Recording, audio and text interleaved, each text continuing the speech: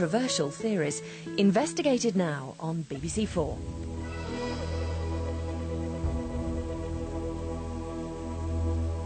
The most celebrated human being in history was a first-century Jewish revolutionary called Jesus.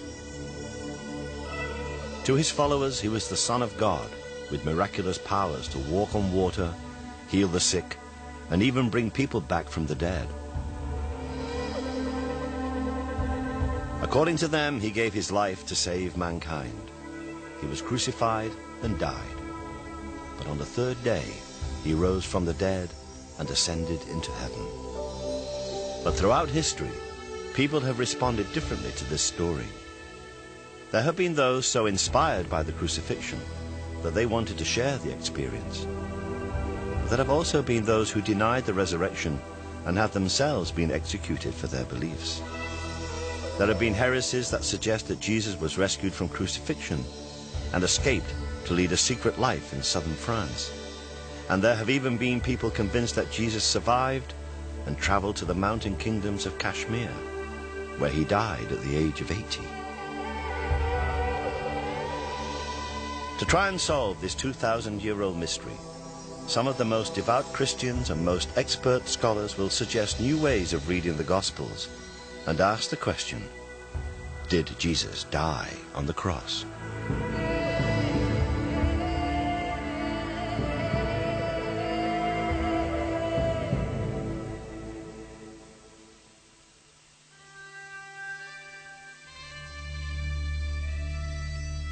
Jesus Christ was executed because he was a fundamentalist Jewish agitator in a country only precariously occupied by the Roman Empire. But he inspired a religion that has spread across the whole globe. He did this partly through his teaching and through his life and death. But most of all, he became the inspiration for millions because his followers believed that he had risen from the dead. Christianity is based upon the resurrection of Christ and upon the concept of the gospel truth.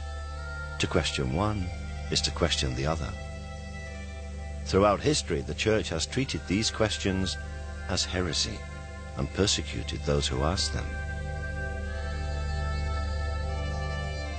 But 2,000 years after the events, many modern scholars and theologians, and even some who are training for the priesthood, now seem to doubt the historical accuracy of the Gospels, and even the literal truth of the idea that Jesus rose from the dead.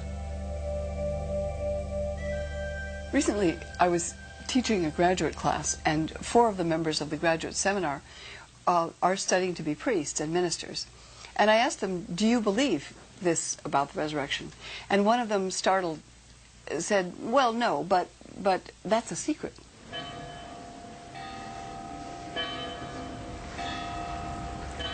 The reality is, if you go into any theological college, any seminary, that's been the view for years. I mean, no one would have any problem with that. And again, it comes down to this rather patronising belief that ordinary folk out there have to believe that Noah's Ark existed, and have to believe that Mary was a virgin, and have to believe all this gumph, because somehow they can't be trusted to know that it's a bit more complicated than that. I've never been able to find a real dichotomy myself between being a good historian and a good theologian, or a good historian and a Christian, to put it very bluntly. I do not believe that gods and goddesses or anyone ever comes down from heaven and produces divine babies. I don't believe it actually happens. Nor do I think that Jesus, in a literal sense, went up to heaven to take his place at the right hand of God.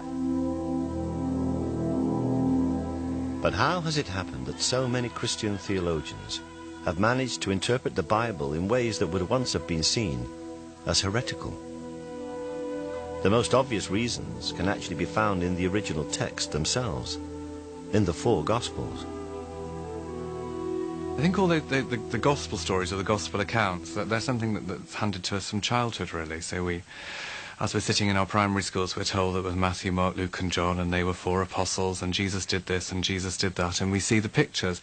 And to a certain extent, we're not encouraged to question beyond that. It's presented as a narrative. It's presented as a storyline that actually happened. And I think for a lot of people, their belief never goes further than that. They simply remember these stories, and that's what happened. And I think the problem is, for individuals, when you start moving beyond that and try to work out what exactly the Gospels are.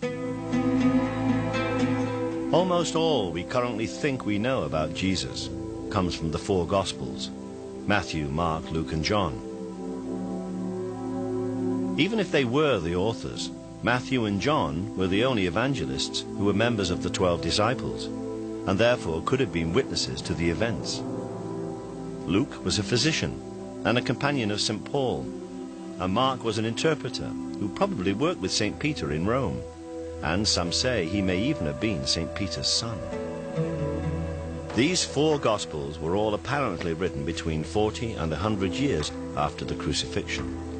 And the fact is that although we know them by those four names, modern biblical scholars cannot be absolutely sure who really wrote them.